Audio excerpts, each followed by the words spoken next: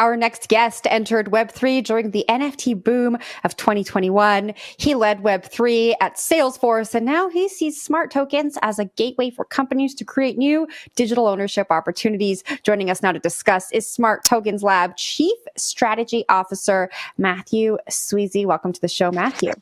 Hey, so good to be here.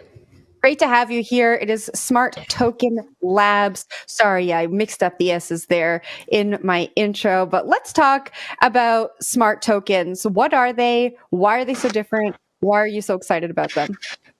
Yeah, so I think if we take this from a high level, right, we've seen tokens as currencies and we've seen tokens as collectibles with NFTs and with fungible tokens. And this has really left us in a place where we're looking at through the lens of DeFi. Really, for us to get to the next era, we really have to see tokens as something more than just currencies and collectibles and see them as experiences. And that's really what a smart token allows for. So it's really powered by ERC 5169, which Smart Token Labs put forth. And it allows for a token to carry executable scripts where they can now become applications themselves, not requiring dApps. Let me give you a really easy example.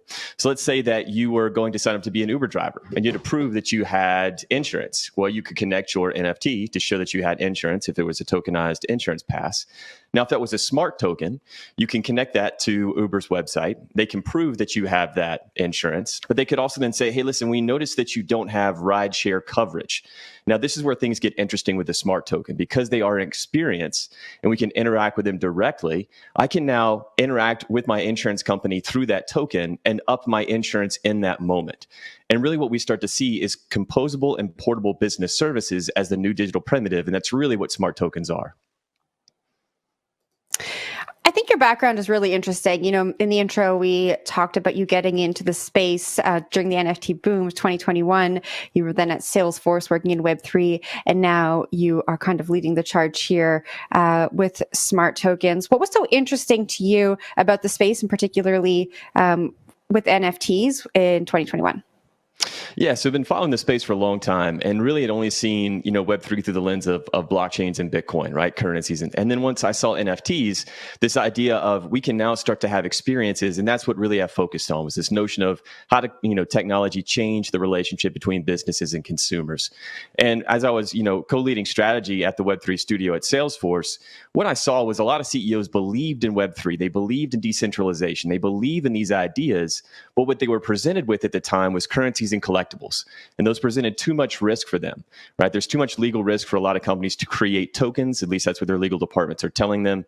And then the functionality really wasn't there, right? They didn't see how a currency or collectible was really going to help them create a better consumer experience or really improve business efficiencies. And that's what they're waiting on.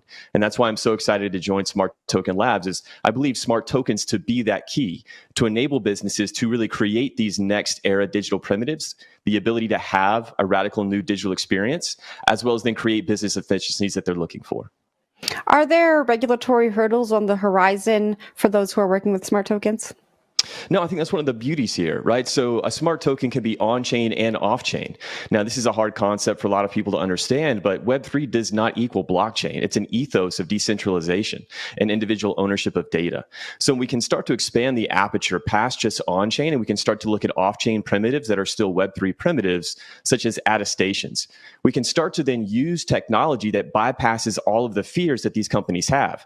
Like, here's a really big fear that a lot of companies have. They don't want to put their entire customer database in a public record, right? So they don't want to issue an NFT to everybody. They don't want on-chain tokens because they don't want their competitors to come in and do a vampire attack.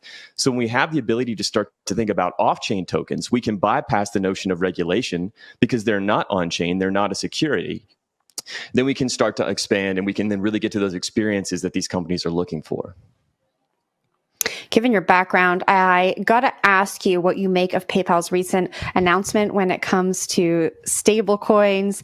What do you think that's going to do for adoption and for getting bigger, more mainstream financial and consumer brands into the space? I mean, I think the easier we can make it for somebody to get a token in their hand, the better. I mean, I'm still worried that my mother's not going to crypto. I mean, it doesn't matter if PayPal makes a crypto coin; she's not going to crypto. I think what's really going to drive mass adoption is when we can move past DeFi for the individual consumer, can start to see how tokens create better experiences in their daily lives. There's a lot of fear for the regular individual to touch crypto at all, and so I think we can start to expand the aperture of tokenization past securitization and see it through the lens of smart tokens and better experiences. I think that is going to drive mass adoption.